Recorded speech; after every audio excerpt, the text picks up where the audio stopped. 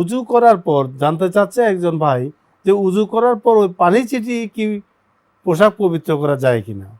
সালামুন আলাইকুম তিবতুম মুবারাকাতুম তিয়বা রব্বি আউযু বিকা মিন হামাযাতিশ শায়াতিন ওয়া আউযু বিকা রব্বি আন ইয়াহদুরুন বিসমিল্লাহির রহমানির রহিম।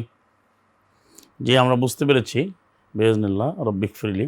সম্মানিত শ্রোতা ভাই বোনা, এবারের যে প্রশ্ন যে যদি অজু বলা হয়, অজুর পরে অনেকের সন্দেহ থাকে, তো সে কি করবে? তখন সে অথবা সে ওয়াশরুমে গেল, তখন সে পানি ব্যবহার করলো, তো তার ভিতরে সন্দেহ রয়ে গেছে তার শরীর একই সাথে তার কাপড় পরিষ্কার হলো কিনা, তখন সে পানি ছিটিয়ে দেবে এবং পানি ছিটিয়ে দিলে পরিষ্কার হয় কিনা, পবিত্র হয় কিনা। দেখুন বিষয়টা কেন আসছে, আমাদের একটু বিষয়টা বুঝতে হবে যে আমাদের সমাজে আল কোরআনে যে একমত বিধান, এটা না মানার কারণে, এবং আল্লাহ রাব্বুল আলামিন যে একমত বিধানদাতা, ইনিল হুকমু ইল্লা লিল্লাহ, বিধানদাতা শুধুমাত্র আল্লাহ, যেটা সূরা ইউসুফ 12 নম্বর সূরার 40-এ রয়েছে, এটা না মানার কারণে এখানে অনেক রাওয়ায়েত, অনেক বর্ণনা, অনেক উক্তি, ব্যক্তিগত মতামত, দলীয় মতামত, মাযহাবী মতামত, ফ্যাকশনাল বিলিফ যেগুলো, বা school of thought, personal opinion, factional opinion, এই মতামতগুলো নিয়ে এগুলো একটা জঞ্জাল তৈরি করা হয়েছে। এই জন্য বলা হয় যে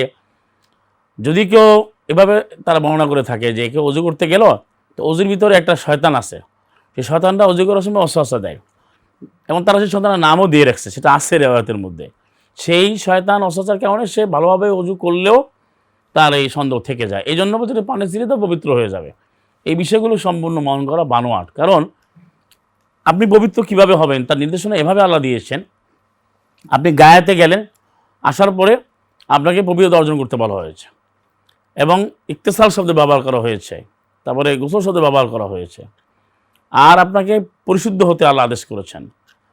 তারপরে সূরা মুদ্দাসসির, যেটা ৭৪ নম্বর সূরা, তার ৪ নম্বর আয়াতে আল্লাহ সুবহানাহু ওয়া তাআলা বলেছেন, ওয়া সিয়াবাকা ফাতাহহির, ওয়া সিয়াবাকা ফাতাহহির, অতঃপর তোমার কাপড়গুলো বিশেষ করে তুমি পবিত্র করো।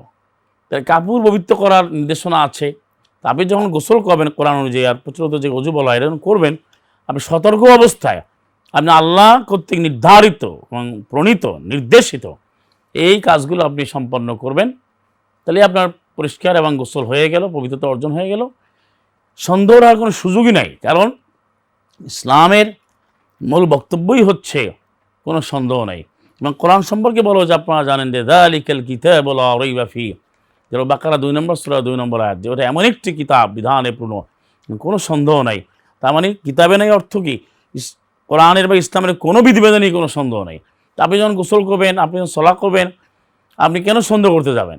এখানে আপনি সুস্পষ্টভাবে সতর্ক হয়ে আপনি আবার কাপড় পরিষ্কার করবেন, আবার অঙ্গ প্রত্যঙ্গ পরিষ্কার করবেন। সেখানে একটু সন্দেহ আছে, এতে একটু পানি ছিটিয়ে দাও, তাহলে পরিষ্কার হয়ে যাবে, এগুলো একটা মন গড়া কথা।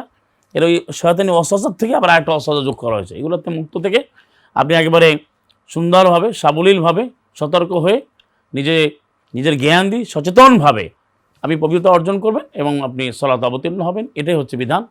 এটা অনুসরণ করলেই আল্লাহর আয়াত মানা হবে এবং সাল্লাল্লাহু আলাইহি মুহাম্মদ অনুসরণ হবে। অবশ্যই অন্য কোনো কথা দিয়ে মানে সন্দেহ সৃষ্টি হলে সেটা হবে পরিত্যাজ্য।